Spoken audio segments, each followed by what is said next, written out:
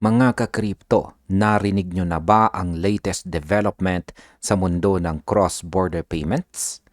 Yan po ay tungkol sa SWIFT GPI na isang giant sa traditional banking kung saan ay posible pong makipag-partner kay Ripple para gamitin ang XRP bilang mabilis na settlement tool.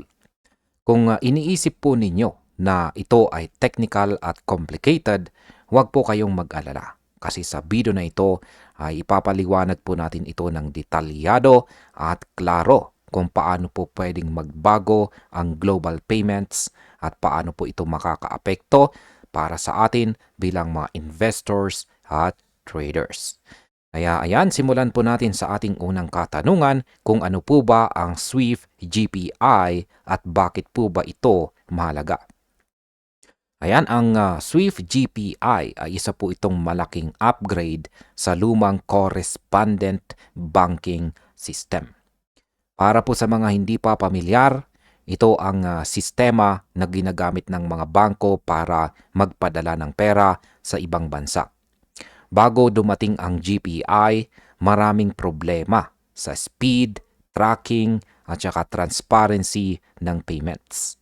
Ngayon, sa tulong po ng GPI, makikita ng mga bangko ang real-time updates sa bawat transaction at mas malinaw po ang fees at saka cost.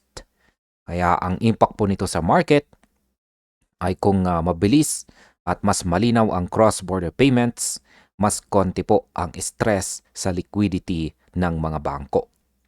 Para po sa atin bilang mga holders at traders, ang ibig sabihin nito ay mas predictable ang flow ng pera, mas kaunting delays, at mas organized po ang settlements. Nitong mga nakalipas na taon, ang SWIFT ay nag-explore din ng distributed ledger integrations. Ibig sabihin, sinusubukan po nila kung paano pwedeng i-link ang kanilang messaging system sa modern digital settlements. Ito po ang simula ng isang malaking pagbabago sa paraan ng paggalaw ng pera globally. Ngayon ay ano naman ang role ni Ripple sa settlement layer? Yan, si Ripple naman ay parang superhero sa mabilisang cross-border payments. Ang token po nito ay siyempre si XRP. At ito po ay ginagamit bilang bridge asset para sa instant liquidity. Sa simpleng salita, hindi na kailangan ng sobrang daming Nostro accounts at nababawasan ang gastos sa pag-transfer ng pera internationally. Ayon po sa regulatory document na nakita ni Smoke, ayan po, pakita natin yung kanyang document dito. Si Ripple ay nag-o-offer po ng messaging layer at saka digital currency na pwede pong gamitin sa settlement.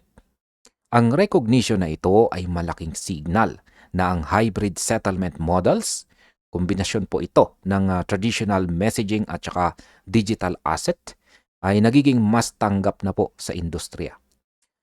Para po sa market, ang ibig sabihin nito ay mas mabilis, mas mura, at mas transparent na cross-border payments.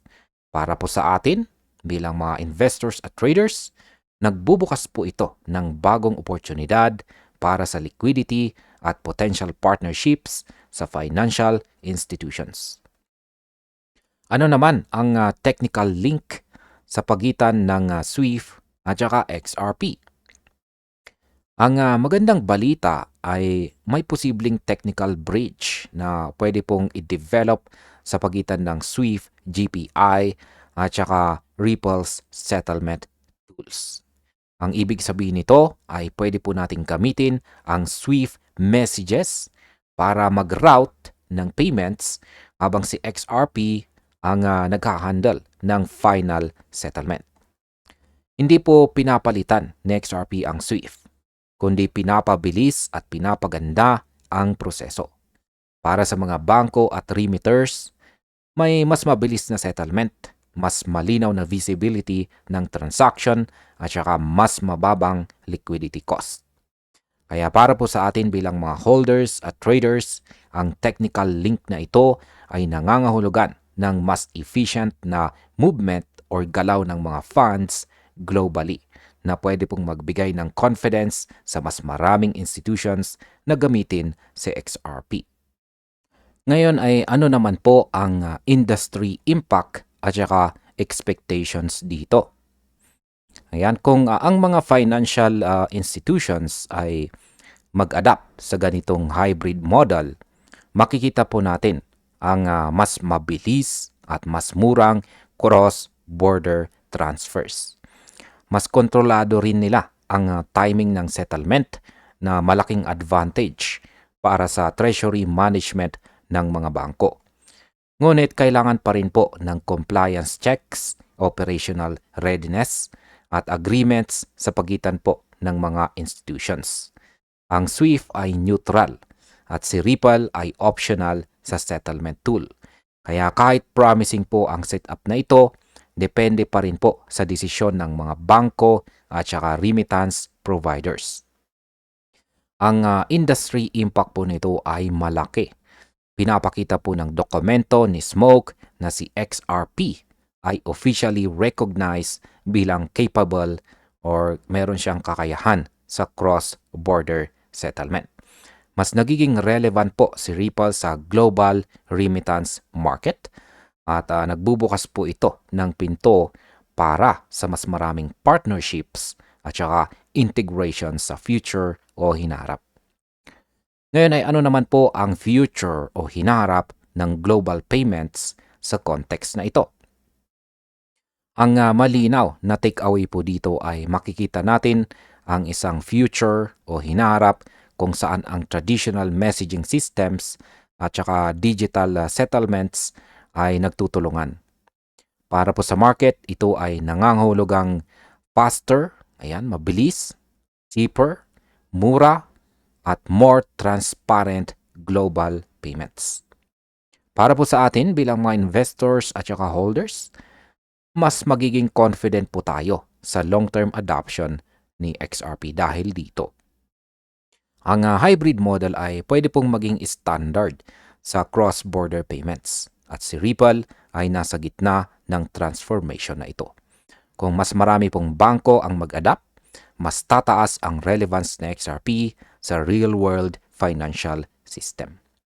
At bilang panghuli, ay ang aking opinion naman tungkol dito ay ang partnership na posibleng mangyari sa pagitan po ng SWIFT GPI at Ripple ay isang malaking hakbang para sa modern cross-border payments. Si XRP ay hindi lamang po speculative asset. Ito po ay nagiging functional tool sa global finance. Para po sa atin bilang mga traders at holders, ang developments na ito ay dapat po nating bantayan dahil pwede po nitong i-shape ang future ng liquidity at payment infrastructure worldwide. Ang future po ng global payments ay hybrid, mabilis at efficient at si XRP ay nasa puso ng transformation na ito. At ayan, hanggang dito na lamang po tayo sa video na ito mga ka-crypto. Maraming salamat sa panunood.